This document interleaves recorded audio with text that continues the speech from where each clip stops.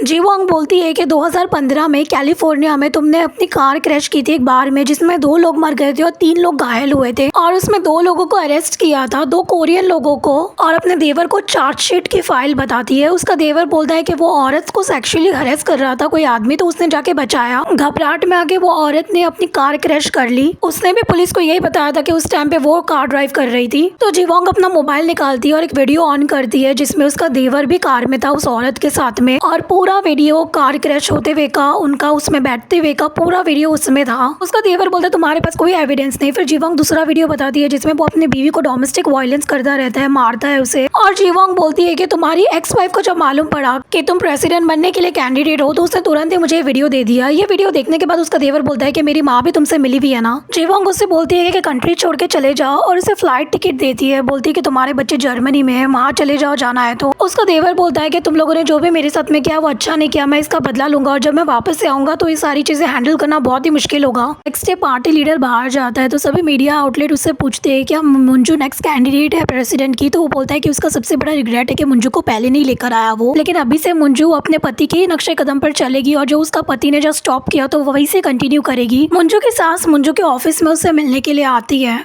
के बाद में वो दोनों ऊपर टेरेस पे जाते हैं बात करने के लिए, और उसकी सास बोलती है कि तुम्हारे लिए पब्लिक व्यू बहुत ही पॉजिटिव है, लोग बहुत तुम्हें सपोर्ट कर रहे हैं, तुम्हें भी स्पॉन्सर करने के लिए बहुत सारे लोगों का कॉल आया होगा, तो ये संडे हम तुम्हारा डेब्यू रखेंगे, first time as a candidate लोगों के सामने आओगी और एक स्पीच दोगी। और उसकी सास बोलती है कि तुम्हें तो ये फिक्र करने की जरूरत भी नहीं, क्योंकि लोगों को स्पॉन्सर्स चाहिए रहते, पैसे चाहिए रहते, तुम्हारे पास तो ये बहुत सारे हैं। मुंजू की सास उसे बोलती है कि लेकिन अगर तुम स्टेज पे लोगों के सामने आओगी तो मेक श्योर कि तुम बहुत रो धो और इमोशनल ड्रामा करो सबके सामने, क्योंकि लोगों की नजर में तुम वो औरत हो जो अपने पति के कातिल के आगे खड़ी थी जब वो गन लेकर उसके पति को मारने के लिए आया, तो लोगों की सिंपैथी तुम्हारे साथ है। मुंजू बोलती है कि वो ये नहीं कर सकती, तो उसकी सास बोलती है सभी प्रेसिडेंट दुनिया के आगे रोते हैं वोट्स के लिए, तुम्हें भी ये करना पड़ेगा, और उसे स्पीच की फाइल देती है और बोलती है यही लोगों के आगे बोलना, ये संडे तुम्हारा डेब्यू होगा। दूसरे सीन में मार्क एक होटल में जाता है और असैसिन की कॉन्ट्रैक्ट साइन करते हैं, जो कॉन्ट्रैक्ट उसने पहले नहीं किया था। कॉन्ट्रैक्ट साइन करने के बाद 2 आदमी 2 सूटकेस लेकर आते हैं जिसमें गन के पार्ट्स होते हैं, और बाद में वो लोग एक आदमी की फोटो बताते हैं, अमेरिकन आदमी जो कोरिया में है,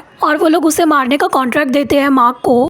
नेक्स्ट मॉर्निंग मुंजू को प्रेसिडेंट का कॉल आता है और वो बोलती है कि मैंने उम्मीद नहीं की थी कि तुम मेरे सामने खड़ी रहोगी, लेकिन अगर तुमने ये हिम्मत की है तो अभी संभल के रहना।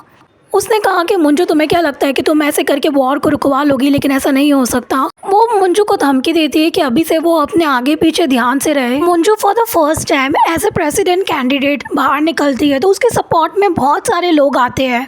जहाँ वो first time as a candidate speech देने वाली है उसने तय किया कि वो वहाँ ट्रेन से जाएंगी, तो वो लोग सब लोग ट्रेन स्टेशन जाते हैं। दूसरी तरफ मार्क को मैसेज आता है एक आदमी के पिक, और ये बात कि वो एक बॉम्ब एक्सपर्ट है, ये देख के मार्क शॉक हो जाता है। वो आदमी के पिक मार्क तुरंत जाता है मुंजू के असिस्टेंट के पास और बोलता है कि मुझे मुंजू से बात करनी है, एक एमरजेंसी है। मुंजू ट्रेन में चढ़ जाती है। जब ये सारी चीज़ें लाइव ब्रॉडकास्ट होती है मार्क बोलता है कि तुरंत ट्रेन से निकलो। वो कहते हैं सबको लो और तुरंत के तुरंत अभी के अभी ट्रेन से निकलो। टीवी में शो करती है कि एक आदमी मुंजू की सीट एडजस्ट करता रहता है। मुंजू समझती नहीं है कि मार्क क्या बोल रहा है। वो उससे पूछती है क्या हुआ, इतने में वो अपनी सीट पे बैठ जाती है और मार्क बहुत ही शॉक हो जाता है। वो बोलता है कि अब तुम बैठ गई तो बिल्कुल भी हिलना मत। मुंजू बोलती है कि बात क्या है, तो वो बोलता है कि मेरी बात सुनो और बिल्कुल भी अपनी जगह से हिलना मत, मैं आ रहा हूँ वहाँ पर। इतने में लाइव ब्रॉडकास्ट एंड हो जाता है। मुंजू के मार्क से वापस बात होती है तो मार्क बोलता है कि वो यूएस में स्पेशल फोर्स में था और वो जानता है कि उसकी सीट के नीचे बॉम्ब लगाया हुआ है, वो ज़रा सा भी हिलेगी तो बॉम्ब फट सकता है। तो ये बात सुनकर मुंजू बहुत ही डर जाती है। दूसरी तरफ मुंजू की सास मुंजू के असिस्टेंट को कॉल करती है और बोलती है कि 1 घंटे के अंदर कैसे भी मुंजू को यहाँ पर लेकर आओ, नहीं तो उसके इमेज के लिए बहुत ही खराब इंप्रेशन पड़ेगा। मार्क दूसरे रेलवे स्टेशन पे पहुंच जाता है और मुंजू पूरी की पूरी ट्रेन खाली करवा देती है और फिर मार्क उसके कंपार्टमेंट में चढ़ जाता है। मार्क तुरंत मुंजू की सीट के नीचे का कुशन फाड़ता है और देखता है कि बॉम्ब है और उसके ऊपर टाइमर लगा हुआ है।